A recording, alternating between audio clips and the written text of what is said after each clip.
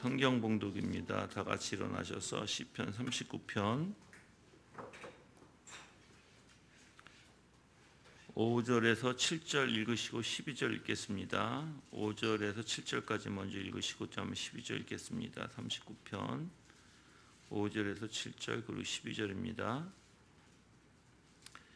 읽겠습니다. 보소서, 주께서 나의 날을 한 뼘 정도 주셨으니 내 일생이 주 앞에서는 참으로 아무것도 아니며 든든히 서 있는 사람도 헛될 뿐입니다. 셀라. 참으로 인간은 그림자처럼 다니고 참으로 헛된 일로 소란하여 그가 쌓으나 누가 거두는지 알지 못합니다. 주님, 이제 내가 무엇을 바라겠습니까? 12절입니다. 여호와시여, 내 기도를 들으시며 내 부르짖음에 귀를 기울이시고 내 눈물에 침묵하지 마소서. 나는 주님과 함께하는 거림이고 나의 모든 조상과 같은 나그네일 뿐입니다. 아멘. 앉아주시길 바랍니다.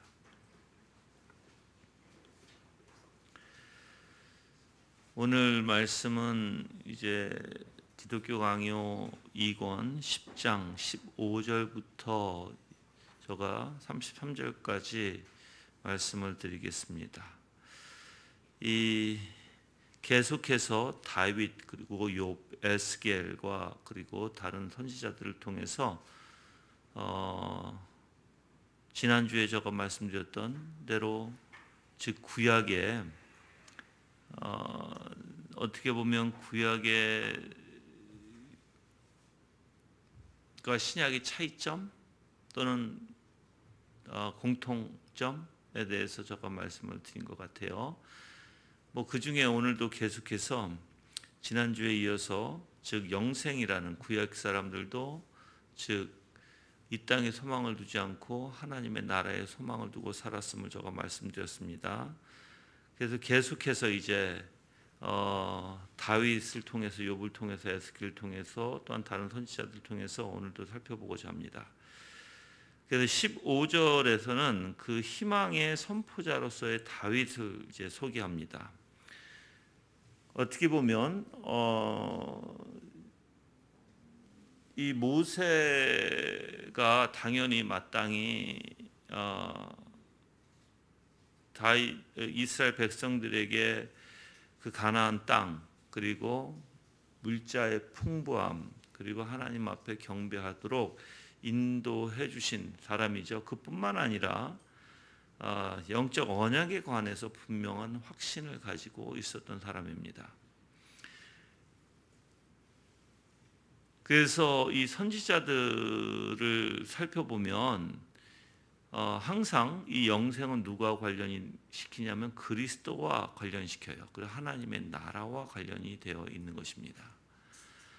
그래서 이 영생과 그리스도의 나라가 충만한 광채 속에서 나타난다고 칼빈은 이야기합니다. 이제 그것을 통해서 이제 다윗에 대해서 이제 말이 시작이 되는데 칼빈은 이렇게 얘기해요. 다윗은 시간적으로 보아 다른 사람들을 앞서고 있었으므로 하나님의 경륜의 순서에 따라 하늘의 비밀을 나타내는 데 있어서 다른 예언자들보다 희미하였다. 이 희미하였다라는 것은 뭐냐면 즉 예언자들, 다른 선지자들을 여러분들이 가만히 보면 점점 그리스도가 다가오실 때 가까이 그리스도께서 오실 때 가까이 있는 선지자들은 더 구체적으로 얘기를 했잖아요. 예를 들어서 이사야라든지 에레미야라든지 에스겔이라든지 등등 그렇죠. 아니면 소선지서라든지 그들은 어떻게 보면 다윗보다 더욱더 명확하게 알았다는 것이에요. 근데 그래서 여러분이 창세기 지금 묵상 시작하지만 창세기에서도 지금 원시복음이라고 해서 하나님께서 그 사탄의 머리를 짓누를 것이라고 하는 그 예언을 주셨잖아요. 그렇죠? 근데 그 예언만 보면 아무것도 우리가 확실히 깨달을 수 있는 것은 없습니다. 모세를 통해서도 또한 물론 아브라함을 통해서도 모세를 통해서도 조금씩 밝혀내어 주시는 그러한 원리가 구약에 있죠. 그렇죠? 메시아에 대해서. 그래서 다윗도 이제 그 원리에서 이제 다른 예언자들보다 다른 선지자들보다는 이 하늘의 경륜, 하늘의 비밀에 그 놀라운 것을 깨닫긴 깨달았다 확실히. 그런데 다른 예언자들보다 희미하게 봤다라는 것이죠. 그러면서도 그는 명백하고 확실하게 즉 그 하늘나라에 대한 영생에 대한 그 목표에 집중시키고 있었다는 것입니다. 그래서 시편 39편 12절의 말씀에는 대전하는 주께서 객이 되고 거류자가 됨이 나의 모든 열조 같으니라 라고 했어요. 즉 이 땅에서는 뭐예요? 자기는 객이고 거류자가 된다는 것이에요. 뿐만 아니라 시편 39편 5절에서 6절까지는 사람마다 허사뿐이니이다. 진실로 각 사람은 그림자 같나이다 라고 얘기했어요. 그림자처럼 표현했어요. 묘사했어요. 그래서 이 땅에 소망이 없음을 다윗은 알았다는 것입니다. 그리고 시편 39편 7절에 주여 내가 무엇을 바라려 나의 소망은 주께 있나라고 말하면서 바로 하늘나라에 마음을 두고 하나님의 나라에 초점을 둔 것이 바로 다윗이다라고 칼빈은 밝히고 있습니다. 그래서 이 땅 위에는 건실하거나 확고부동한 것이 전혀 없다고 고백했으며 하나님을 굳게 의지하고 있었던 이 다윗은 그의 행복이 다른 곳에 있다고 생각하는 자였다라고 칼빈은 말하고 있어요. 그래서 여러분들이 지금 구약 사람들은 이 땅에 마음을 두고 살아가는 것이 아니고 부귀영화에 두고 살아가는 것이 아니죠. 그러니까 오늘날에 자꾸만 이 부귀영화를 구약을 통해서 아브라함이 부자였고 모세는 물론 왕자로 태어났었지만 태어난 게 왕자가 아니라 왕자로 그렇게 살아갔지만 그것도 뿐만 아니라 우리가 다윗을 통해서도 그렇고 솔로몬을 통해서도 그렇고 계속해서 비유하는 게 뭐예요? 부귀영화예요, 그렇죠?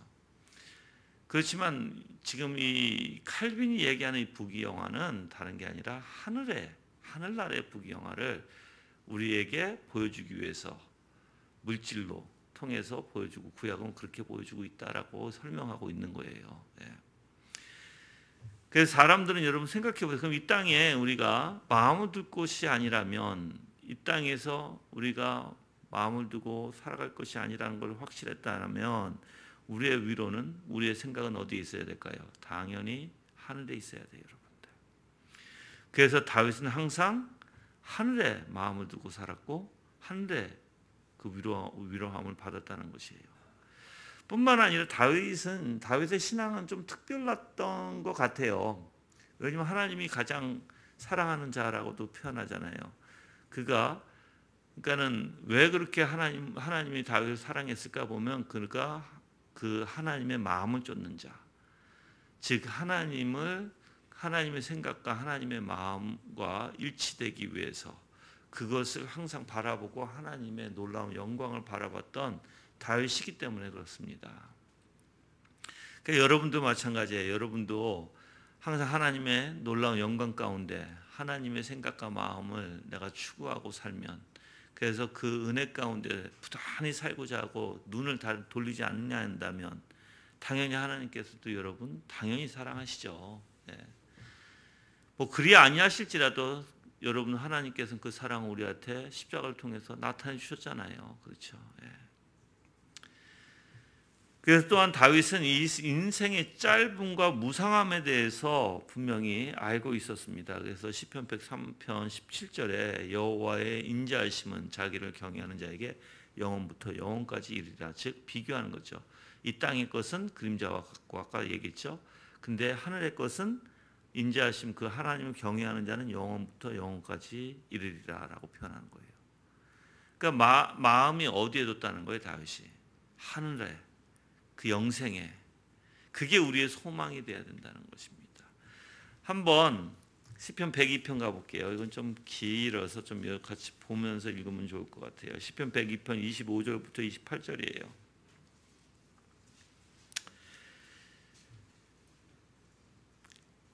옛적에 주께서 땅의 기초를 세우셨고 주님의 손이 하늘을 만드셨습니다. 그것들은 망할지라도 주께서는 여전히 계시며 그것들은 다 옷같이 낡겠고 의복같이 바꾸시면 바꾸겠나이다. 바꾸겠으나 주께서는 한결같으시고 주님의 연대는 끝이 없습니다. 주님의 종들의 자손이 안전히 살며 그들의 후손도 주님 앞에 굳게 서 있을 것입니다. 지금 비교하는 거예요. 이 땅의 것, 그렇죠? 이 땅의 것은 바뀐다는 거예요. 하나님이 이 땅의 모든 피조물들은 망할 것인데, 그리고 낡은 옷같이 의복이 바뀌시면 바뀌겠는데, 하지만 하나님은 한결같다라는 것입니다. 그 연대는 끝이 없고, 근데 주님의 종들도 그 자손이 안전할 것이고 주님 앞에 굳게 영원히 서 있을 것이다 라는 것을 비교해서 보는 거예요.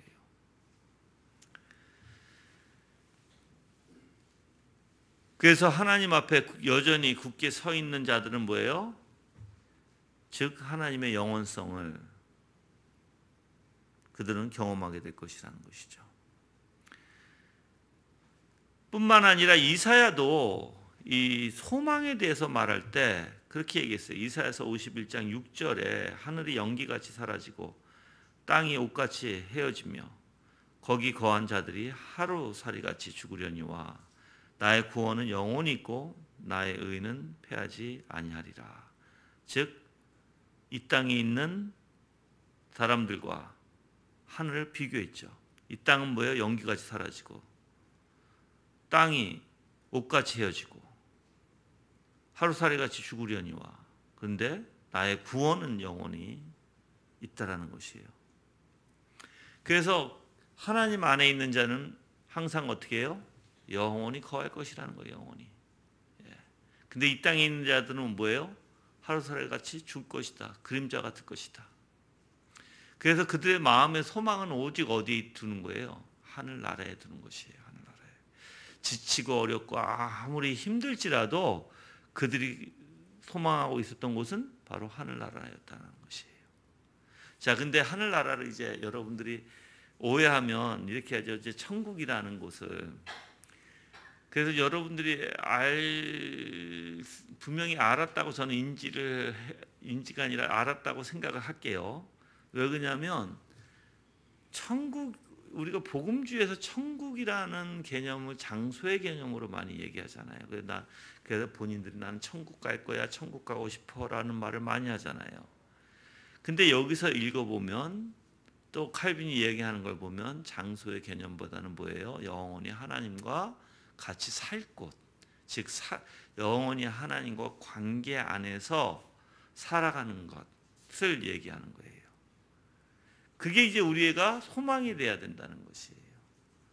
우리는 장소의 개념으로 천국보다는 하나님과의 관계 안에서 영원히 하나님과 닮게 되고 영원히 하나님과 생활하게 되고 하나님이 영원히 하나님과 관계 안에서 그분을 알아가며 살아가는, 그래서 우리가 온전히 예수 그리스도의 형상으로 화되고 그 안에 정말 놀라운, 더 이상 죄가 없는, 더 이상 이 세상의 것들, 악한 것들이 없는, 그래서 평안 가운데 오직 하나님을 누리고 살 수 있는 곳이 바로 천국이라는 것입니다. 그것은 그리고 영원한 곳이라는 거예요. 영생을 우리가 영원히 살 곳, 우리의 죽음이 없는 곳, 더 이상. 그래서 이제 그 영생에 대해서 이제 또한 16절은 이제 그 다른 구절들을 얘기해요. 성경에 나오는 다른 구절들. 그래서 이 시편에서 다윗은요, 성도들의 번영에 대해서 많은 노래를 했다고 얘기합니다. 그런 구절들 중에 시편 97편 10절에 저가 그 성도의 영혼을 보존하사 악인의 손에서 건지시느니라 라고도 얘기했고, 97편 11절에 의인을 위하여 빛을 뿌리고 마음이 정직한 자를 위하여 기쁨을 뿌렸도다 라고 얘기합니다. 즉 하나님의 백성은 악인들의 손으로부터 건짐을 받는다는 것이고, 의인은 빛을 뿌리고 마음이 정직한 자를 위해서 기쁨을 뿌렸도다 라고 얘기하는 거예요. 뿐만 아니라 112편 9절에 그의 의가 영원히 있고 그의 뿌리 영화로 들리로다 그랬어요. 그의 의가 영원히 있고 그의 뿔 하나님 그를 높이신다 영원히 같이. 또한 112편 10절에 악인의 소욕은 멸망하리로다라고 비교를 하는 것이에요. 그래서 의인과 악인을. 140편 13절에서는 진실로 의인이 주의 이름에 감사하며 정직한 자가 주의 앞에 거하리다라고도 얘기해요. 그리고 의인은 영원히 기념하게 되리로다. 112편 6절에 그렇게 말씀하고 있어요. 뿐만 아니라 시편 34편 22절에서는 여호와께서 그 종들의 영혼을 구속하시나니라고도 얘기해요. 이 뜻이 다 하나님의 백성들, 하나님의 종들은 뭐 하신다? 하나님이 구원하신다. 어떻게? 영원히. 그래서 그들을 영생으로 데려가신다라는 것이겠죠. 그렇죠? 예. 그래서 주님께서는 분명히 자신의 그 종들을 때로는 악인의 욕망에 그냥 내버려 두세요. 악인의 욕망 때문에. 그래서 괴롭힘을 당하도록 내버려 두실 뿐만 아니라 찢기고 몰락당하도록까지 내버려 두실 때가 흔히 있다라고 칼빈은 얘기합니다. 있죠. 그래서 내가 얘기했잖아요. 이 우리의 인생은 악인들로부터 굉장히 고통을 받는, 악인들이 남용하고 이용하면서 우리를 핍박하면서 살아가는 것이 사실 어떻게 보면 이 세상의 원리라고 얘기했어요. 하나님이 그렇게 하시는 이유는 뭐라고 그랬어요? 더욱더 우리가 하나님을 찾고 우리의 마음을 영원에 두기 위해서, 영생에. 이 세상의 마음을 두지 않도록 하나님이 하시겠다라는 거예요. 그렇죠? 네. 그래서 그들은 이 땅에 있으면서 그렇게 악한 일을 하면서도 별같이 빛날 때가 있다는 것이에요. 그들 악한 자들이. 그래서 오히려 의인은 흑암과 공경 가운데 더욱더 신음할 수밖에 없을 때가 있을 것입니다. 그렇지만 하나님께서는 절대로 악인들을 지속적으로 영원히 그러한 행복을 누릴 수 있게 하시나요? 아니에요. 절대. 하나님은 분명히 그들을 심판하실 때가 있을 것입니다. 그리고 의인을 어떻게 해요? 구원하실 때가 분명히 있을 것입니다. 다윗도 그래서 여러분들 다윗의 생애에 대해서 알잖아요. 굉장히 힘든 삶을 살았던 다윗이에요. 근데 다윗이 그렇게 살아갈 수 있었던 이유가 뭐예요? 오직 자기의 생각과 마음, 자기의 인생의 목표가 어디에 뒀다고 생각해요? 오직 하나님께 마음을, 눈을, 목표를 고정시켰기 때문이다라는 것입니다. 그래서 어떻게 보면 매우 고통당하는 그런 시험 가운데서도 다윗은 자기의 그 마음, 너무나 힘들고 어렵고 또한 악인들이 잘 되는 걸 보면서 왜 하나님은 저들을 내버려 두는지 그 시편에 다 나와 있어요. 그걸 다 말로 표현하고 있어요. 다윗은. 그래서 시편에 한번 가볼까요? 73편에 가볼게요. 73편 쪽으로 가볼게요. 먼저 2, 3절 읽을게요. 2, 3절을 읽어보면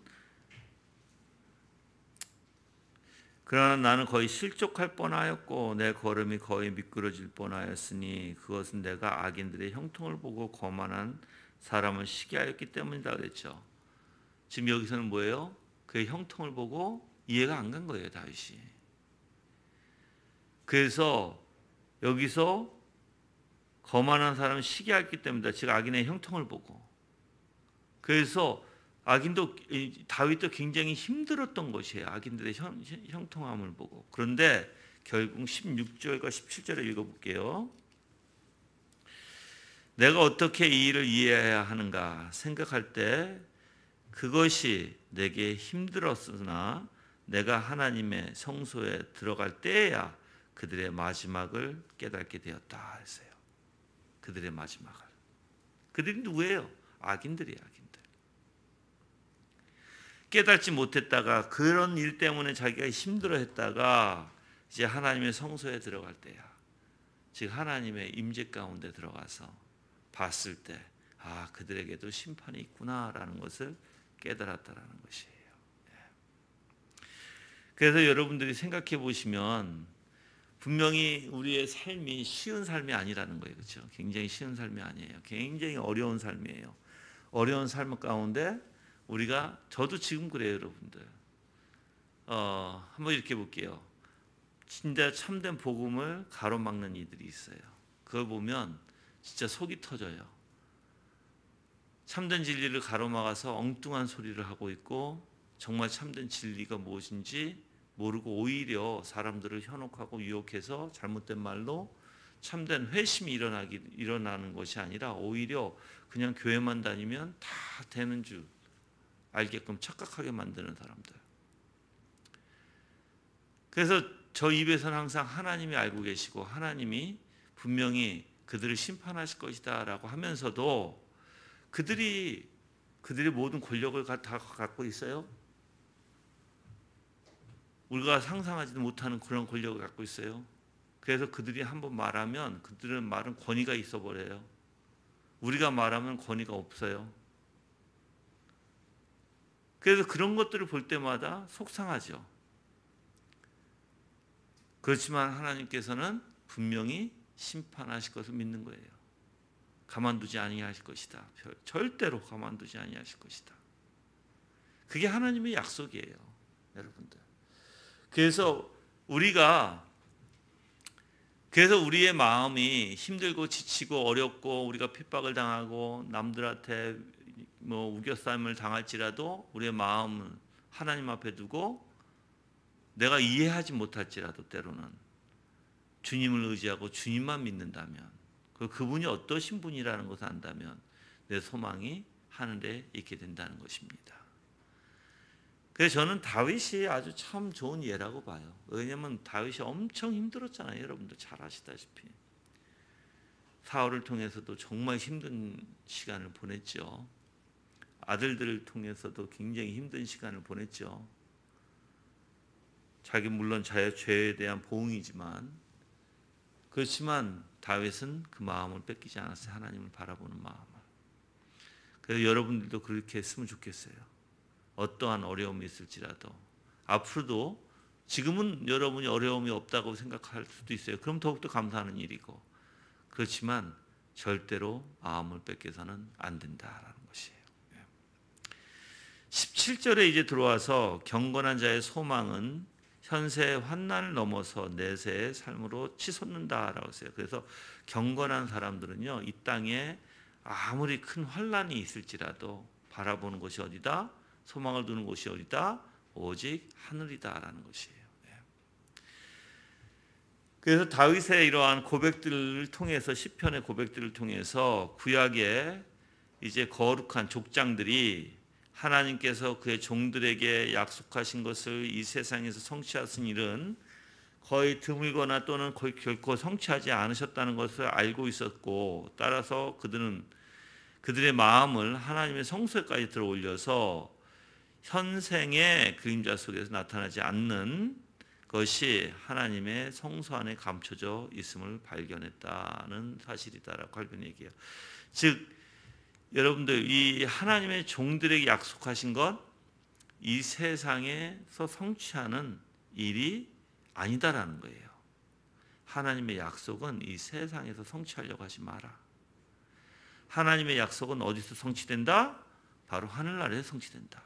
다윗이 이걸 언제 깨달았다? 바로 성소에 들어와서 깨달았다. 그러니까 여러분들이 하나님과 더 가까이 지내고 하나님의 임재 가운데 그래서 하나님께서 어떤 분이신지 알게 되면 어떻게 돼요? 이 세상의 이치와 원리를 다 깨닫게 돼요. 지금 칼빈이 다윗에 대해서 얘기할 때 그렇게 얘기하고 있는 거예요. 지금. 그래서 최후의 심판, 하나님의 최후 심판, 즉 육신의 눈으로는 볼 수 없지만 분명히 믿음으로써 그것을 이해하고 분명히 칼빈은 다윗이 그것을 믿음의 눈으로 바라봤고 그것을 이해했다라고 얘기해요.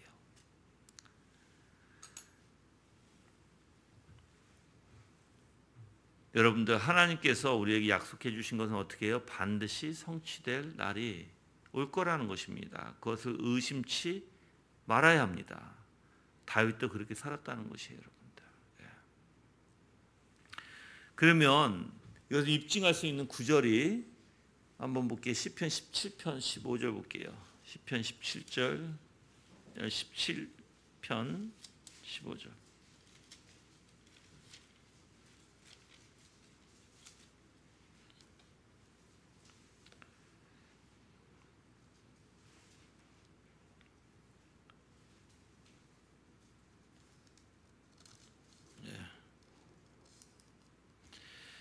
그러나 내 자신은 의로움 중에 주님의 얼굴을 볼 것이니 내가 깨어날 때 주님의 형상으로 만족하겠습니다. 이렇게 얘기했죠.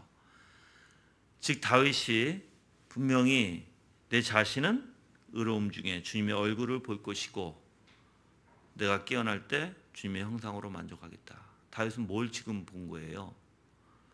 다윗을 깨닫고 있었던 것은 바로 영생, 하나님과의 관계 안에서 그가 하나님의 형상으로 변화될 것, 화화될 것을 깨닫고 있었다라는 거예요.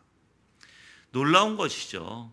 하나님이 어떤 분이신지 알면 알수록 우리가 이러한 하나님께서 약속해 주신 것을 분명히 이루어 주시는 하나님이심을 우리가 더 알게 될 거예요, 여러분들. 그리고 뿐만 아니라 시편 92편에 보면 제가 읽어 드릴게요. 92편 12절에서 14절 볼게요.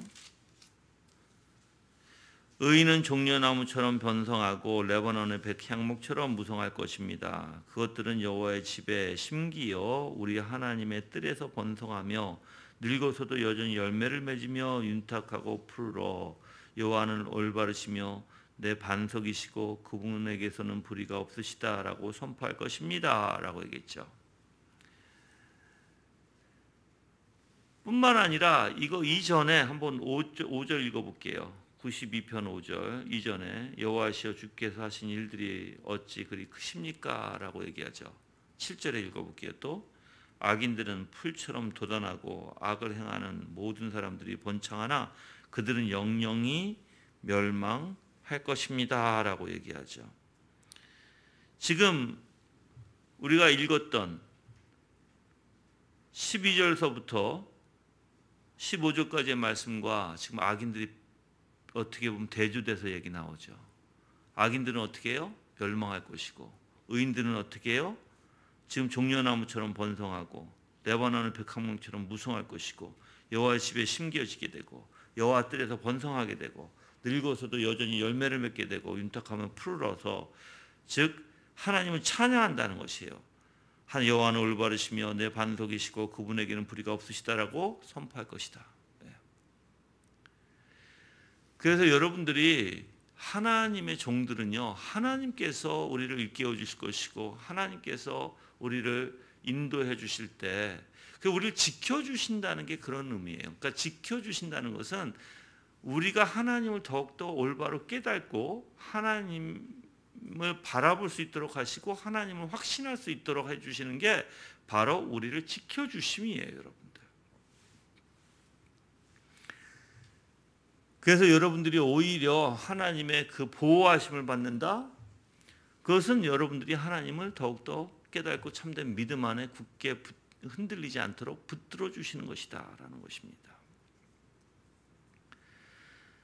그래서 여러분들이 지금 이 세상에서 우리의 눈에는 그런 것들이 안 보여요. 그렇죠? 지금 하나님께서 지금 이루시고 있고 사실 또한 우리가 이제 영생에 들어가서 누릴 모든 그 아름다움이 우리 눈에는 보이지 않아요. 그렇지만 믿음의 눈으로는 분명히 볼 수 있을 것입니다.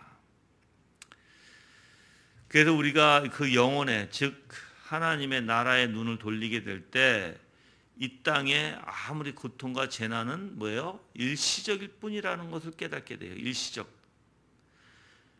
그래서 분명히 하나님은 참되시고 하나님은 의로우시고 하나님만이 나의 왕이시다는 것을 고백하고 오직 그분만 바라보게 될 것이에요. 이 땅의 것은 여러분들 아무리 내가 고통 가운데 있을지라도 그냥 일시적이고 금방 사라질 것입니다. 영원하지가 않아요. 그 시편 55편 22절에서 23절을 보면 의인의 요동함 영영히 허락지 아니하리로다. 하나님이시여 주께서 저희로 파멸의 웅덩이에 빠지게 하시리다라고 얘기해요. 그래서 의인의 요동함을 영영히 허락지 아니하신다. 하나님은 굳게 붙들어 주신다는 거예요. 그래서 주께서 저희로 파멸, 악인들이에요. 악인들 파멸에 빠지게 하신다라는 것입니다. 근데 이 세상을 보면 꼭 그렇지가 않는 것 같죠. 이 세상을 보면 오히려 악인들이 뭐 영원한 파멸의 웅덩이에 빠진다? 보이지가 않아요. 그 이 세상에서 보면 악인들은 오히려 행복한 나날을 누리고 있는 것 같아요. 그렇죠? 그래서 욥기서에서도 21장 13절에서 이렇게 얘기해요. 그날을 형통하게 지내다가 경각간의 음부에 내려가느니라 라고 얘기해요. 그날을 형통하게 지내다가 악인들을 표현하는 거예요. 근데 갑자기 호련히 음부에 내려가게 된다는 거예요. 그래서 여러분들이 이 땅에서 우리는 위로를 이 땅의 것으로 받든지 내가 안정을 이 땅의 것으로 취하려고 하면 안 된다는 것입니다.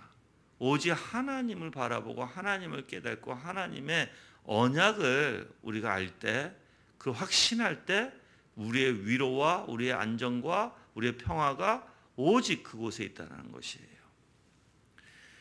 그래서 다윗도 사실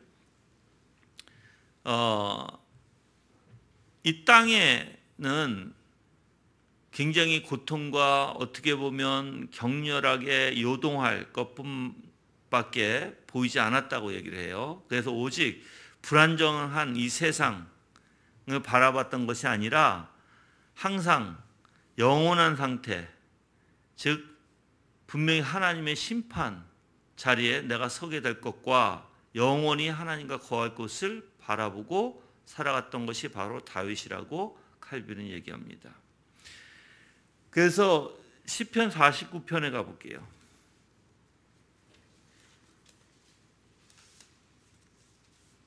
49편 6절부터 14절까지 읽어보면 6절부터 14절까지입니다.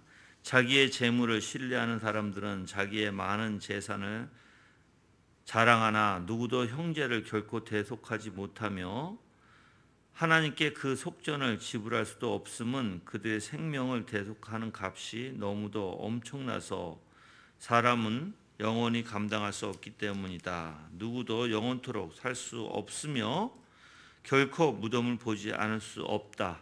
참으로 지혜 있는 사람도 죽고 어리석은 사람이나 미련한 사람도 다 같이 망하며 그들의 재산을 타인에게 남겨두고 떠나는 것을 그가 볼 것이다. 그들이 속으로 자기들의 집이 영원하다 하고 거처가 대대에 이를 것이라 하여 토지를 자기들의 이름으로 부른다.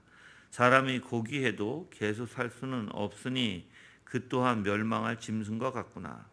이것이 어리석은 자들이 가는 길이며 그들의 말을 기뻐하는 후대 사람들이 가는 길이다. 셀라. 그들이 양처럼 수월에 내려가니 죽음이 그들의 목자가 될 것이다. 아침에는 올바른 사람들이 그들을 다스릴 것이며 그들의 형상은 소멸하여 수월이 그곳에 살 곳이 될 것이다.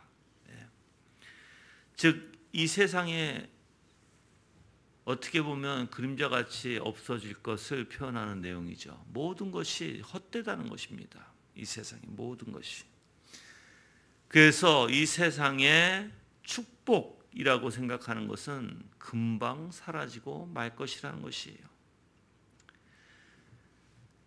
그래서 미련한 자들은 어떻게 해요? 그것을 믿고 그것을 바라고 그것을 추구하며 살아간다는 것이에요. 미련한 자들은.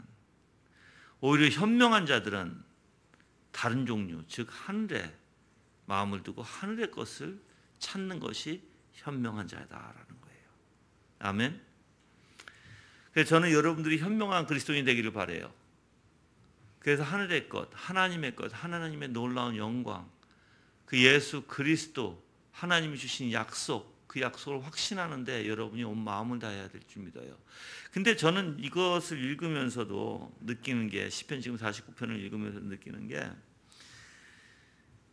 정말 이 세상은 금방 의지할 곳이 하나도 없고 의지할 만한 것도 없고 금방 지나가는 것이라는 거예요. 근데 우리가 왜 이렇게 발버둥 치며 살까? 왜 우리가 이렇게 재산을 모으려고 하고, 내가 조금이라도 더 평화롭게 살려고 하고, 내가 조금이라도, 그래서 그러한 사람들의 사고와 하나님을 의지하고 하나님을 믿는 사람들의 사고가 다른 것 같아요. 이거는 제가 중생에서부터 다르다고 보거든요. 중생에서. 왜냐하면 중생을 통해서는 온전히 하나님 앞에 마음을 두고 생각과 마음이 하나님 앞에 있다 보니까 우리 사고 자체가 달라져요. 모든 것이 하나님의 은혜와 하나님의 영광 가운데 그 바라보게 되고, 그것을 기대하게 되고, 내가 그것을 원하게 되겠죠. 의지하고. 근데 세상 사람들은 어떻게 하면 조금이라도 더 노력해서 자기의 의지로 노력하고 자기의 꾀로 좀 더 벌어볼까, 조금 더 풍요로울까, 조금 더 안전할까, 조금 더 평안할까를 찾는 것 같아요. 완전 다른 것 같아요. 우리의 평안은 누구로부터 찾아요? 주 예수 그리스도, 하나님으로부터. 우리의 부귀영화는 누구로부터 찾아요? 이 세상이 부귀영화를 누리려고 하지 않아요. 그 부귀영화는 없어지고 마는 것이니까. 그래서 여러분들이 하이델베르그를 이제 읽어보면 처음부터 우리의 위로가 무엇입니까? 라고 얘기해요. 그 1장의 질문 자체가. 근데 이 위로가 어떤 의미를 담고 있냐면, 이 땅에서나 영원히 위로가 될 것을 표현해요. 영원히. 이 땅뿐만 아니라 우리가 죽어서 영원히. 그걸 누구라고 표현하냐면 바로 예수 그리스도시다라고 얘기해요. 그러니까 우리의 위로는 주 예수 그리스도시지 이 땅의 물건이 아니에요, 여러분들. 그래서 저는 여러분들이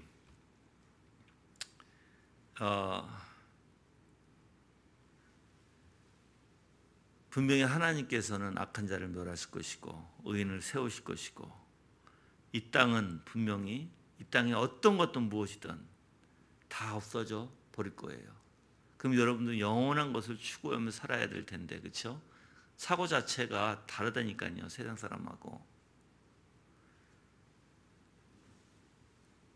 분명히 하나님께서 그러한 놀라운 은혜 가운데 여러분들에게 눈을 뜨게 하시고 믿음의 눈으로 그 영생의 것을 바라보게 하시고 그 소망케 하시고 확신케 하셔서 정말 살아갈 수 있는 은혜가 여러분들에게 임하기를 주님의 이름으로 기도합니다.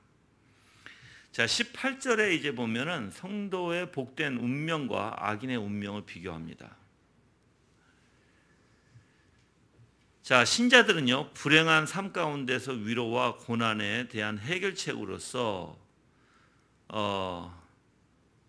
이제 비교하려는 그 열망을 갖게 된다라고 얘기해. 신자들은 이게 왜 그러냐면, 자꾸만 신자들이 이 땅에서 힘들고 지치다 보니까 환난 가운데 자꾸만 악인과 의인을 비교하게 된다는 거예요. 그래서 시편 30편 5절에서도 그 노염은 잠깐이고 그 은총은 평생이로다라고 얘기하거든요.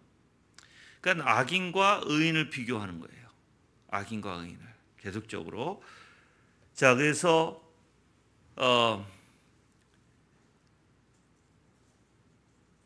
만약에 여러분들이 우리가 이 땅에 고통만 당하고 있는데 어떻게 이 고통이 끝나고 어떻게 이 고통을 이길 수 있을까?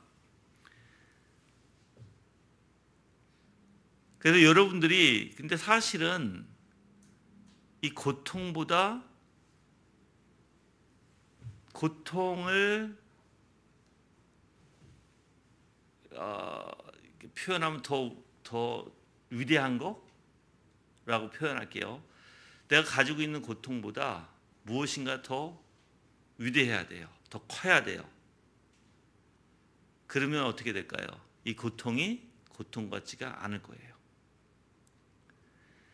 하나님은 여러분들이 이 땅에 땅에서 살아가면서 그 고통을 겪고 그 환난 속에서 정말 너무 힘든 가운데 살아가지만 하나님의 은혜로, 하나님의 자비하심으로 여러분들에게 하나님의 영광을 비춰주시고 그 아름다움을 비춰주시고 그 은혜를 내려주신다면, 이 고통보다 더 큰 것을 보여주신다면 이 고통은 아무것도 아니라는 것입니다. 그래서 우리가 평생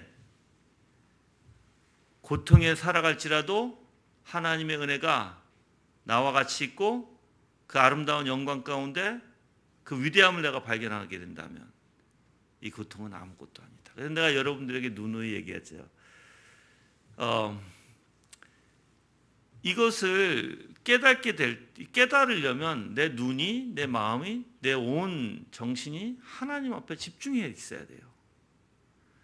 내가 몸이 아플지라도 이 아픈 것보다 승리하려면, 이 고통, 아픈 고통, 몸이 아무리 아플지라도 이 아픈 고통보다 승리하려면 하나님의 위대함을 발견해야 돼요. 그래야지 몸에 아픈 것도 여러분들이 승리할 수 있는 거예요, 여러분들. 근데 이제 내가 눈에 얘기하잖아요. 몸이 아픈데 몸에 아픈 것에만 빠져가지고 나 아파, 매일 아파, 나 아파 하면 아예 아프니까 진짜 아프더라고요. 아예 안 아프고 왔어요. 아프죠. 근데 거기에만 빠져 있으면 어떻게 돼요? 아무것도 못해요. 그게 아니라 하나님의 위대함을 발견할 때 이 아픔을 이기게 되는 거예요, 여러분들. 그 영광 가운데 있을 때. 물론 아파요. 고통당할 때 진짜 고통으로 인해서 힘들어요. 그렇지만 이길 수 있다는 거예요. 이길 수 있다. 예. 그래서 오직 하늘만 바라본다면 그 주님의 겪었던 그 고난은 잠깐이고, 그렇죠? 이제 영원한 영생 가운데 들어가는 그 예수님도 그래서 그걸 바라보신 거죠. 지금 잠시 이 땅에서 있을 고통, 그 죽음은 잠시예요. 이제 하나님과의 영원한, 그래서 아버지와 처음부터 같이 있었던 그 영광으로 나를 화하여 주시옵소서라고 기도하시잖아. 그렇죠?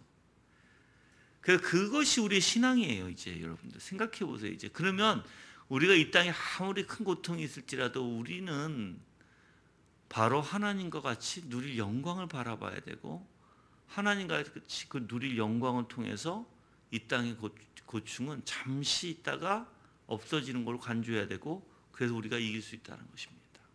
그게 신앙의 원리예요. 신앙의 원리. 이 고통이, 어려움이 영원히 간다고 생각하지 마세요. 언젠간 끝이 나요. 그렇죠? 네.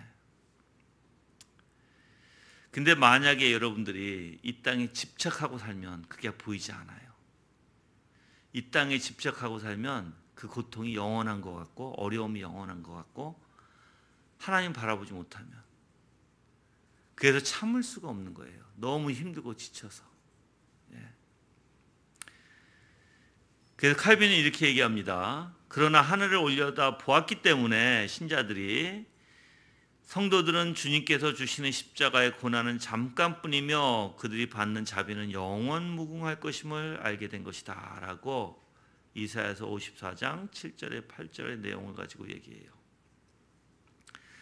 이제 반면에 이제 비교하는 거니까, 그렇죠? 비교하니까 악인과 의인을 비교하게 되니까 악인들은 어떻게 돼요? 꿈속에서와 같이 잠깐 행복하지만 영원하고 끝없는 멸망을 예견했던 것이다 라고 해요.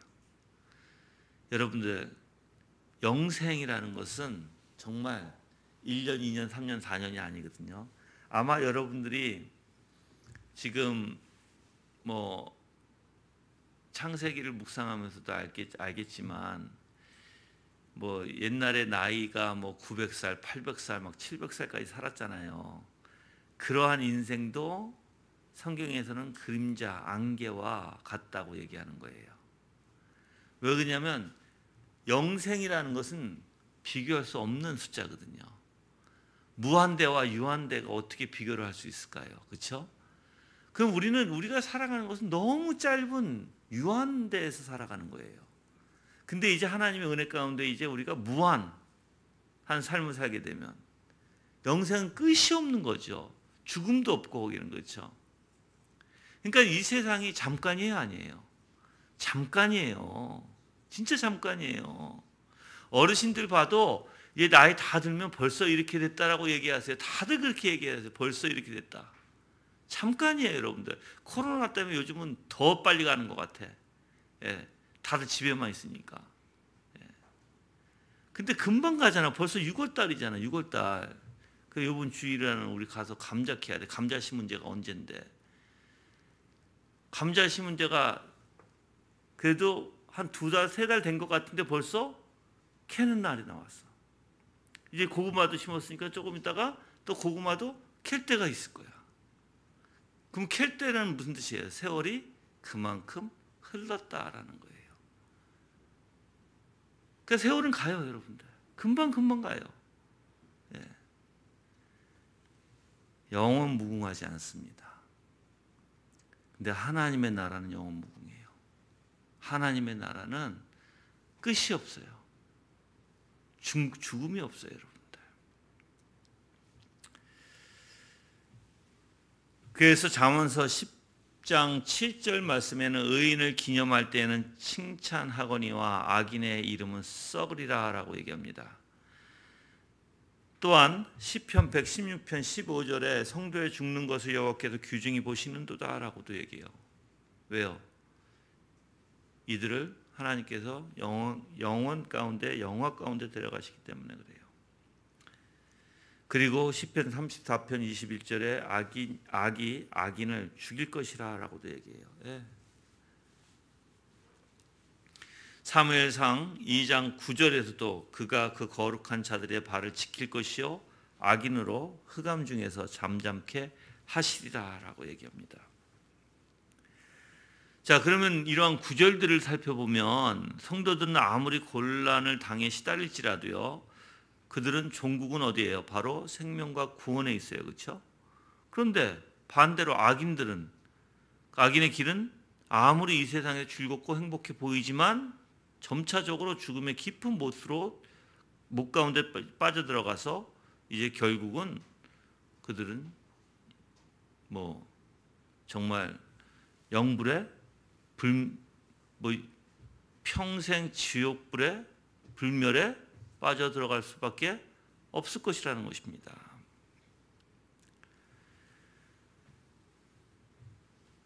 그래서 악인들은요, 소망이 없다는 거예요. 부활의 소망도 없고요. 의인은 소망이 있다는 것이에요. 그리스도와 함께 영원히 살 소망, 그리고 부활의 소망. 예. 물론 악인들도 부활하죠. 어떤 부활? 영벌을 받을 부활. 예.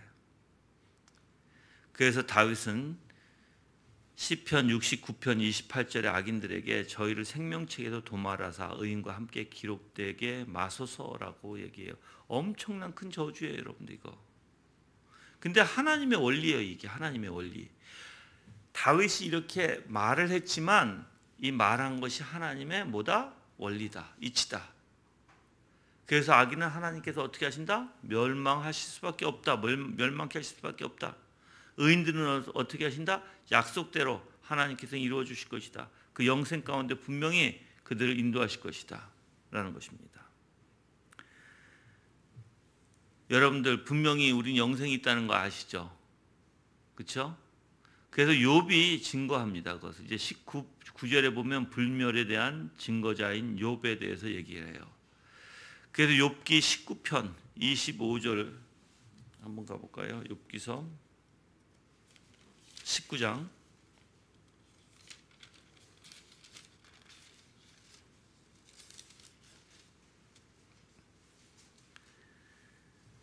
25절부터 27절까지 읽어보면 내가 알기에는 나의 구속자가 살아 계시니 훗날에 그분의 땅 위에 서실 것이다. 나의 가죽 이것이 썩은 후에 나는 육체로부터 하나님을 볼 것이다. 내가 친히 그분을 볼 것이니 다른 사람이 아닌 내 눈이 볼 것이다. 내 마음이 속에서는 녹는구나 라고 얘기해요. 뭘 지금 욥은 알았어요. 여기서 얘기했듯이 불멸, 영생을 가질 것을 알았어요. 그렇죠? 예.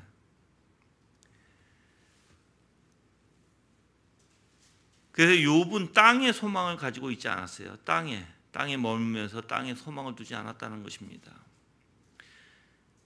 즉 장래의 영생을 향해서 틀림없이 영생을 인정하고 있었고, 또한 분명히 그가 무덤에 눕게 될 때에도 구속자가 그와 함께 계실 것을 분명히 알고 있었다는 것입니다. 여러분들, 욥이 얼마나 고통스러운 삶을 살았어요. 그렇죠? 그럼에도 불구하고 그 죽음마저도 욥의 소망을 끊어버릴 수 없었습니다. 욥은 죽으면서 뭘 지금 생각했던 거예요? 자기는 나는 육체로부터 하나님을 볼 것이다. 이것이 썩은 후회라고 얘기하잖아요. 그러니까 욥의 소망이 누구에게만 있었다는 거? 오직 하나님에게 있었다는 거. 오직 하나님에게.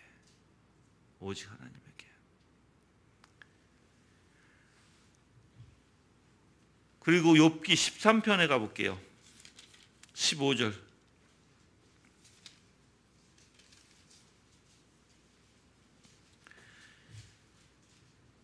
주께서 나를 죽이실지라도 나는 그분을 소망하니 그분 앞에 내 행위를 변호할 것이다 했어요. 얼마나 흔들리지 않는 믿음이에요. 그래도 욥의 믿음은 다른 믿음이 아니라 어떤 믿음이었다? 하나님에게 마음을 두었던, 오직 영생에 뒀던, 이 땅에 소망을 두지 않았던, 그리고 오직 하나님만 바라봤던 믿음이었다.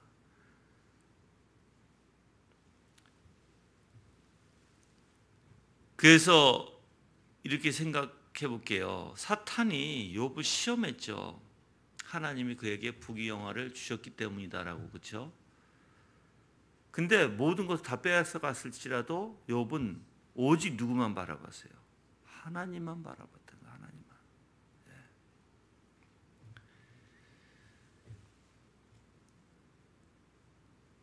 그래서 우리가 이 하나님께서 주시는 언약은 믿음의 눈으로 바라볼 때 일어나는 것이고요. 그래서 성령께서 우리가 말씀을 들을 때 깨닫게 하시고, 또한 믿게 하시고 확신시켜 주시는, 근데 이 땅에 속한 것이 아니라는 거예요. 이런 것들이 다. 그래서 여러분들이 과연 여러분의 마음은 어디인지 한번 보세요. 여러분의 마음이 과연 이 땅에 있나? 그럼 이 땅에 있으면 온통 이 땅의 것으로 채워지겠죠. 이 땅에 있는 사람들은. 그렇죠? 이 땅의 염려 걱정, 이 땅에서 무엇을 먹고 살까, 이 땅에서 어떻게 지낼까, 이 땅에서 무엇을 할까,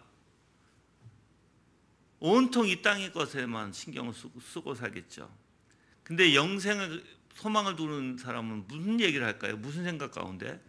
오직 하나님과의 관계 안에서 내가 하나님의 그 위대하심을 발견하게 되고, 내가 더욱더 닮게 되고, 그래서 여러분들이 내가 눈으로 얘기하지만 그 하나님의 영광, 그 영광이 그분의 성육신하심이요, 그분의 지혜에 있어요. 그리고 그분의 또한 속성에 있어요. 그분의 하신 모든 낮아지심과 높아지심에 있어요. 이 모든 것이 하나님의 영광이에요, 여러분들. 그것을 이제 우리가 영화 가운데 가서 발견했을 때, 더 알게 됐을 때 그 기쁨이 얼마나 넘치게 될까.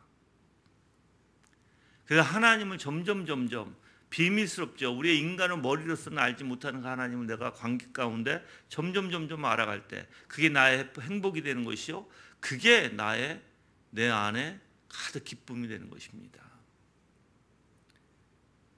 우리는 그렇게 살아갈 수 있는 인생들이에요, 여러분. 하나님이 주셨어요. 우리 선택해 주셨고, 우리를 불러주셨고, 그래서 여러분들이 지금 교회 나와서 듣고 계신 것입니다. 이제 20절에 가서는 영생에 대한 선지자들의 증언이 나옵니다.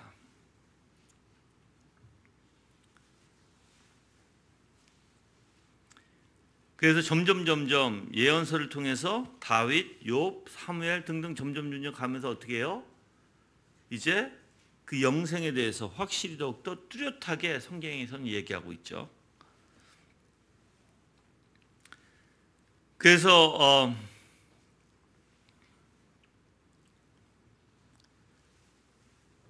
하나님께서는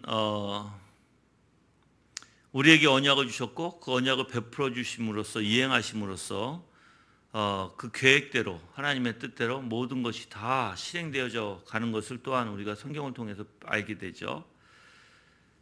그래서 하나님이 밝혀주시는 그 계시, 구약에선 점진적으로 점점 더 밝아지게 되는 것이고, 그래서 선지자들로부터 더 구체적이고 더 확실하게 우리한테 또 알려지게 됐던 것입니다. 물론 아까도 말씀드렸지만 아담에게 맨 처음에 주었을 때는 정말 약한 빛같이 보였지만 점점 우리가 선지자들로 오면서 이제 구원의 빛, 그 영생의 빛이 무엇인지, 하나님의 나라의 놀라운 영광이 무엇인지, 그리스도가 누구이신지를 밝혀내는 거예요. 점점 그렇죠? 네. 그래서 우리가 믿는 백성들이 지금에 와서 우리는 굉장히 복된 사람들이다라고 하는 거예요. 왜 구약도 우리는 읽게 되고 알게 되고 신약의 예수 그리스도께서 행하신 일도 우리가 보게 되고 지금 성령께서 그 성경을 통해서 깨닫고 보게 되는 것들을 더욱더 우리에게 깨닫게 하심으로써 더욱더 하나님의 영광 가운데 들어갈 수 있도록 해주시는 복된 그러한 시대라는 것입니다. 네. 그래서 구약에서부터 선지자들은 계속해서 선하신 그 하나님을 찬송하기 위해서 그 은혜, 어떻게 보면 사람들에게 여러 가지 예를 들어서 주신 그 표현들 있잖아요. 그렇죠? 뭐 메시아라든지 뭐 예를 들어서 뭐 어린 양, 아니면 뿔, 뭐 아니면 뭐 홀, 이런 표현을 하잖아요. 그런 것들을 예시를 들면서 어떻게 했어요? 선지자들은 예수 그리스도를 표현했어요. 그렇죠? 그게 이제 점점 그 모양과 점점 일시와 그게 점점 잘 갖춰졌죠. 이제 오면서. 그래서 백성들의 마음에 뭘 주기 위해서?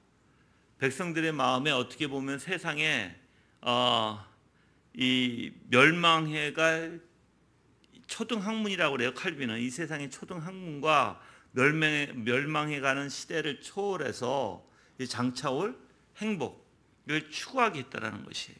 근데 이제 우리는 그걸 보지 않아도 되잖아요. 구약 사람들처럼 봤던 것처럼. 우리는 그게 아니라 우리는 이제 직접 예수 그리스도를 바라볼 수 있잖아요.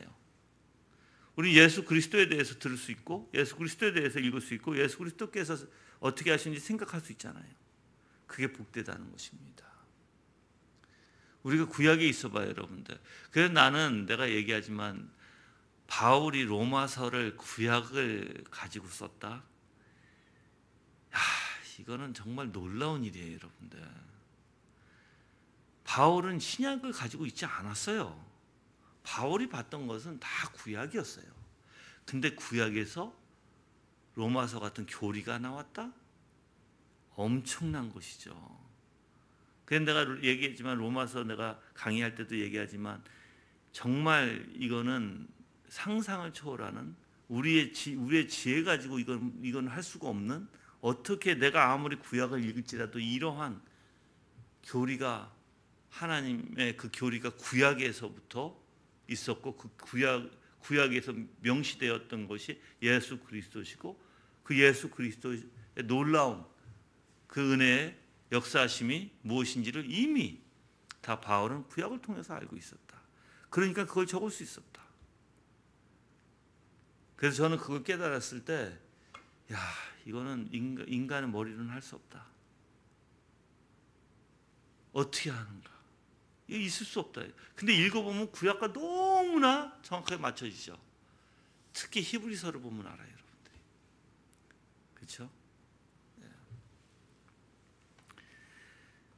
그래서 에스겔을 또 통해서 이제 칼빈이 얘기합니다. 에스겔서에 있는 마른 뼈의 골짜기에 대해서 얘기하는데, 이스라엘 백성이 바벨론으로 옮겨졌을 때요, 그들이 흩어지는 것이 죽음이나 다름없음을 알았다고 얘기해요. 바벨론으로 갔을 때 그들이 흩어지면 죽는다는 것이죠. 그 백성들이. 따라서 그들은 그들의 회복에 대한 에스겔 예언, 즉 회복에 대한 에스겔 예언이 뭐예요? 하나님께서 주신 바로 뼈에 이 생기를 불어넣어서 그들이 이제 움직이면서 다시 살아나는 것을 표현해요. 예. 그러니까는 믿지 않는 사람들은 그런 표현을 봤을 때 어떻게 해요? 그냥 우화에 불과하겠죠. 그렇지만 그게 아니라는 거예요. 이것을 깨닫게 되는 것은 놀라운 일이라는 것입니다. 그래서 에스겔의 예언이 글자 그대로 썩은 시체들이 다시 살아나는 것을 의미하는 것으로 이해한다면 말이 안 되겠죠. 근데 하나님께서는 어떻게 해요? 이 뼈들이 정말 살아있는, 생기 있는 영원한 하나님의 나라를 표현하는 것이고, 하나님의 백성들은 정말 죽음이 없다는 것을 얘기하는 것이고, 그렇죠? 그래서 하나님의 말씀의 능력에 있는 어떻게 보면 생기를 부어서, 그게 에스겔 37장에 나오는 내용이에요. 1절에서부터 14절까지 여러분이 읽어보시면 알 거예요. 예. 그래서 하나님께서는 죽은 자들도 살리시는 부활의 능력을 표현하는 장이죠. 여러분들, 하나님의 권능, 당연히 하나님의 능력이 있으면 우리는 회복할 수 있습니다. 당연히. 그리고 또한 회복뿐만 아니라 그 이상의 일도 하실 수 있는 분이 하나님이세요, 여러분들. 그래서 그 마르고 흩어진 뼈들이 그 생기가 이제 생기게 되고, 그래서 우리가 한번 가볼까요? 이사야서 37장 해볼게요. 37장 먼저. 에스겔서입니다. 죄송해요. 에스겔서 37장.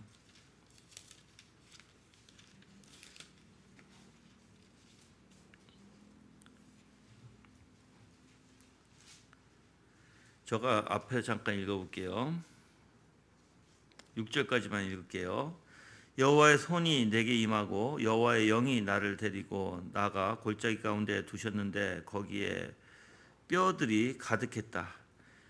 그가 나를 뼈들 주위 사방으로 지나가게 하셨는데 보아라, 뼈들이 골짜기에 매우 많이 있었고 매우 말라 있었다. 그가 내게 말씀하시기를, 인자야, 이 뼈들이 살겠느냐 하심으로 내가 대답하기를, 주 여호와시여 주께서 아십니다 하였더니, 그가 내게 말씀하셨다. 너는 이 뼈들에 대해 예언하여 말하기를, 너희 마른 뼈들아 여호와의 말씀을 들어라 하여라. 주 여호와가 이 뼈들에게 이같이 말한다. 보아라, 내가 너희 안에 생기가 들어가게 할 것이니 너희가 살 것이다. 내가 너희 위에 힘줄을 주고 살이 올라오게 하며 피부로 덮고 너희 안에 생기를 줄 것이니 너희가 살 것이다. 그러면 너희는 내가 여호와인 것을 알 것이다. 그랬어요. 여러분들. 이게 하나님께서 우리에게 주시는 뭐예요? 부활의 능력이에요. 네. 뿐만 아니라 이 내용을 그대로 사실 이사야도 얘기합니다. 이사야서 26장에 가볼까요? 이사야서 26장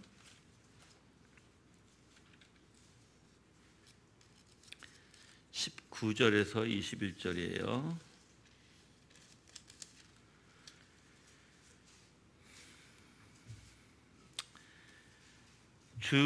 주님의 죽은 자들이 다시 살아나고 나의 시체와 함께 일어날 것입니다. 티끌에 거하는 자들아 깨어 노래하여라. 주님의 이슬은 빛의 이슬이므로 땅이 죽은 사람을 내어 놓을 것이다. 내 백성아 가라. 내 방으로 들어가서 그 뒤에 문들을 닫고 진노가 지나갈 때까지 잠시 숨어라. 여호와께서 그 거처에서 나오셔서 그 땅 주민들의 죄를 벌하실 것이다. 땅이 그들의 피를 드러낼 것이며 살해당한 자를 다시는 없지 않을 것이다. 여기서 19절에 보면 뭐예요? 주님의 죽은 자들 다시 살아나고 나의 시체와 함께 일어날 것입니다. 그래서 사두개인들이 부활이 없다라는 것과 반대되잖아요. 그렇죠? 그래서 성경에서 분명히 부활의 놀라운 역사를 얘기하고 있어요. 부활의 놀라운 역사. 그 부활의 놀라운 역사가 있어요, 없어요? 우리는 그걸 믿어야 안 믿어요? 믿죠? 그 하나님의 주권의 권능이 있으니까, 하나님이 살리시겠다고 약속하셨으니까, 이게 다 약속이거든요. 그러면 여러분들은 그 부활의 능력을 믿으면, 그 하나님의 권능을 믿는다면 우리가 뭐가 두려워할 거가 있어요? 이 땅에 살아가는 건 잠시 있을 것뿐이고, 잠시 있는 것뿐이에요. 우리는 그냥 나그네로 있는 것이에요. 그래서 이 나그네로 있기 때문에 나그네 삶을 살면 돼요, 여러분들. 굳이 이 땅에 모아두고, 굳이 이 땅에 여러분들이 진짜 다 짊어지고 가는 양처럼 살아가서는 안 되겠죠. 예. 그 이 땅에 여러분들 행복은 주님 안에 있어요. 이 땅에서 찾지 마세요. 이 땅의 것으로 찾지 말라는 거예요. 오직 행복과 즐거운 기쁨은 주님께 있습니다. 주님 안에 있습니다. 이제 22절에 가면 이제 다른 예언서들에서 인용한 추가 성구들에 대해서 얘기합니다. 구절들이죠. 예. 그래서 하나님의 나라에서 신자들을 위해서 예비되어 있는 미래의 불멸을 숨김없이 말해주는 구절들이 있다고 얘기합니다. 그 중에 하나가 이사야서 66장 가볼게요. 이사야서 66장 22절에서 24절입니다. 내가 만들 22절에서 24절까지 적어 읽을게요. 내가 만들 새 하늘과 새 땅이 내 앞에 항상 있는 것처럼 너희 자손과 너의 이름도 항상 있을 것이다. 나 여호와의 말이다. 매달 초하루에 매 안식일마다 모든 육체가 와서 내 앞에 경배할 것이다. 나 여호와가 말한다. 그들이 나가서 나를 거역한 사람들의 시체를 볼 것이다. 그들을 먹는 벌레가 죽지 아니하며 그들을 태우는 불이 꺼지지 않기 때문에 그들이 모든 사람에게 역겨운 것이 될 것이다 라고 했어요. 지금 뭘 얘기하는 거예요? 부활을 통해서 영생에 들어가는 자와 또는 하나님의 진노로 인해서 영벌을 받는 자를 얘기하잖아요. 여러분들. 분명히 있을 것이라는 거예요. 예. 그 다음에 다니엘서 12장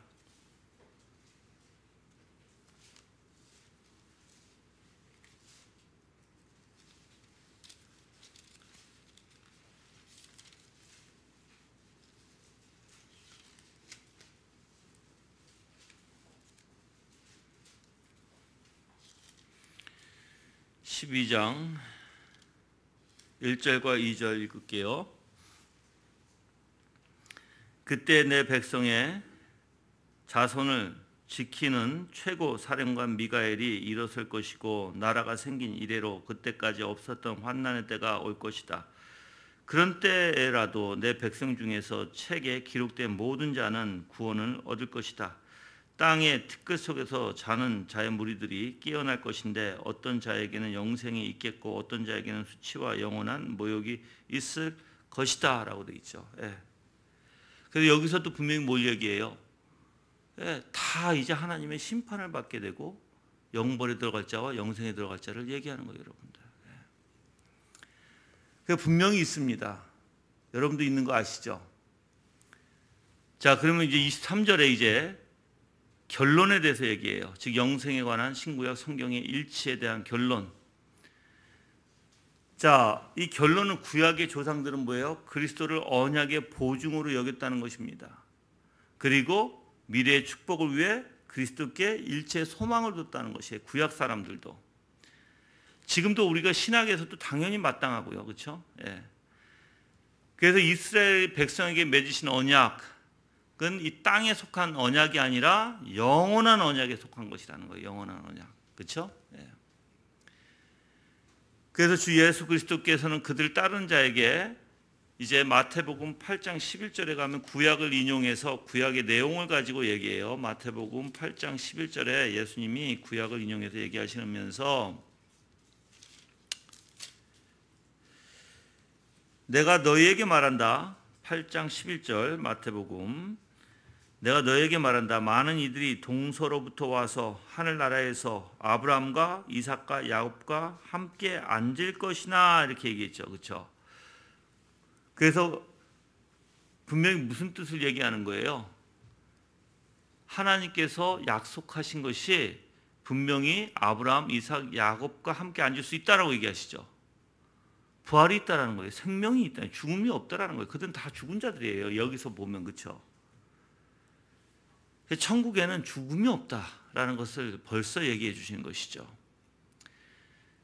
뿐만 아니라 베드로가 얘기할 때도 마찬가지였어요. 베드로가 유대인들을 향해서 얘기할 때도 사도행전 제가 읽어드릴게요. 그냥 3장 25절이에요. 사도행전 3장 25절에 너희는 선지자들의 자손이요 또 하나님이 너희 조상으로 더불어 세우신 언약의 자손이다라고 표현해요. 그래서 이 언약은 뭐예요? 하나님의 언약이요. 이 언약은 영원한 언약이라는 거예요. 예. 그래서 계속해서 이 언약은요, 복음의 언약은 우리뿐만 아니라 우리 전에도 마찬가지지만 이제 후대에도 다 영원한 언약으로 기록되어 있는 것입니다.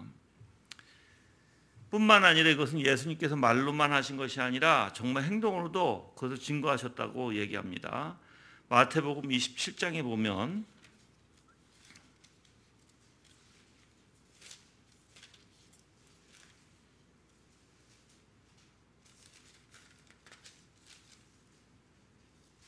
(27장) 52절에서 53절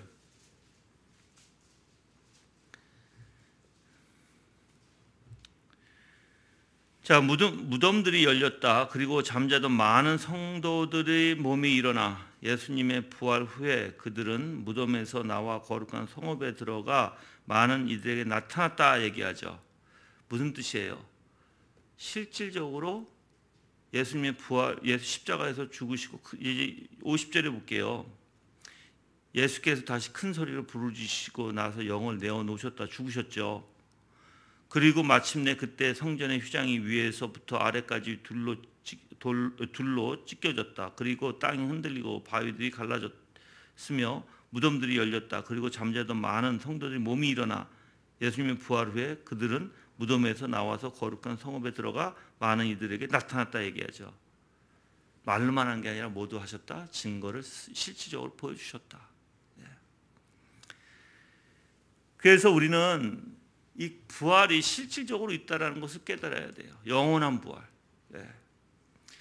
구약에서도 그걸 믿었고 신약에서도 그걸 믿는 것입니다. 베드로가 또한 그것을 사실 아까도 얘기했지만 증거한 것이고 또한 예수님은 말씀으로 또한 실질적으로 증거해 주신 것입니다. 그래서 에베소서 1장 14절에서도 우리의 기업의 보증이라고 불리는데 당연히 영생에 대한 것이에요. 영생에 대한 여러분들. 여러분들을 위해서 하나님께서 우리에게 주신 것, 하나님께서 우리에게 해주시겠다고 약속하신 것들을 여러분들은 믿으셔야 되겠죠. 그렇죠? 아멘. 제가 마지막에 잠깐 몇 가지 조금 더 얘기해 드릴게요. 이 넷의 소망이 신구약 신앙의 본질이라는 원리에서 제가 말씀을 드리겠습니다. 아까도 말씀드렸듯이 욥은 고난에 어떻게 보면 대명사로 알려졌다 이렇게 얘기를 해요. 그렇죠? 고난의 대명사. 극도로 그 삶이 고난 가운데 떨어졌다가 또 극도의 부요함으로 하나님께 올려주시죠. 그게 이제 이 부요함은 어떻게 보면 누가 준 거죠? 욥이 잘해서 줬나요? 그러니까는 어떻게 보면 사탄이 참수를 했죠. 거기다가 욥이 무엇인가 자기의 공로로 그걸 얻었나요? 그게 아니에요.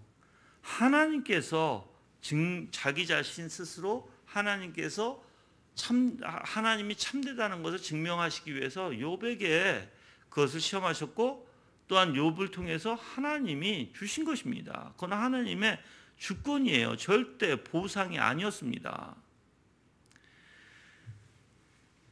똑같아요. 욥이 그러면 하나님께서 그럼 어떻게 하셨을까? 욥에게 하나님의 말씀에 꼭 붙어 있게끔 하셨다는 거예요. 하나님의 말씀에 붙어서 하나님만 바라보게 하셨다. 그래서 온전히 하늘의 것만 바라보게 했던 하나님이시라는 것입니다. 물론 욥이 했지만 그 배후에는 누구의 역사가 있었다? 바로 하나님의 놀라운 역사가 있었다. 여러분들, 그래서 우리가 어떻게 보면 이 세상에 구약에서 사람들이 이 세상에서 복을 찾지 않고 이 세상에서 행복을 찾지 않았던 것이고, 그 물질의 풍요로움 온전히 하나님께 있다는 것입니다. 근데 우리가 가난하도 부유해도 다 하나님의 은혜 가운데, 우리가 바울이 얘기했죠. 자기가 가난할지라도 부유할지라도 모든 것을 다 잘 견딜 수 있는 그런 신앙의 소유자라고 얘기하죠. 다 경험했다는 거예요. 우리도 마찬가지예요. 하나님께서 주실 때 우리는 오직 하나님의 나라에 바라보고 살아가지만, 하나님께서 주실 때 그것을 우리가 인정하고 바라보고 오직 하나님의 뜻대로 살아가는 그러한 삶이 돼야 될 줄 믿어요. 근데 이제 온전히 이 땅에 마음을 두고 이 땅의 행복을 찾고 이 땅에서 기쁨과 이 땅의 재물에서 만약에 여러분들이 그걸 찾는다면, 사실상 여러분들은 이성이 없는 동물과 같은 그런 비천한 존재임을 스스로 선포하는 것이고 깨달아야 한다고 얘기해요. 그래서 이 땅의 것은 내가 존재하냐, 그러니까 존재냐 소유냐에 따라서 우리는 소유로 가면 안 된다는 것이죠. 바로 만약에 내가 이 땅에서 있는 것을 내가 소유하기를 원한다면, 그러면 우리는 이 세상의 것으로 살아갈 수밖에 없다는 것이에요.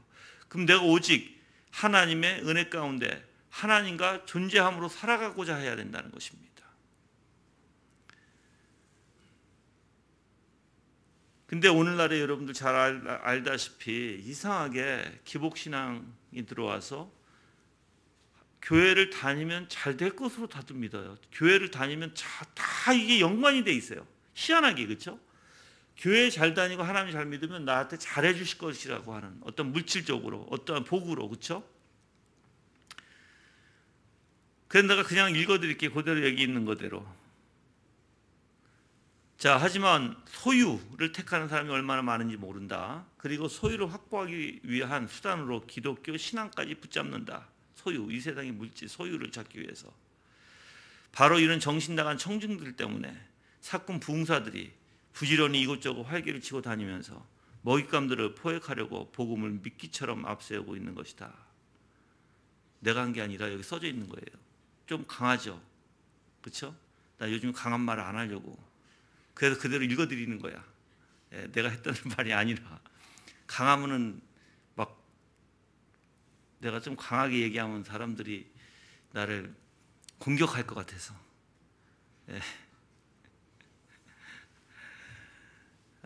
그래서 여러분들이 분명히 사탄은요 여러 가지 방법으로 미혹합니다.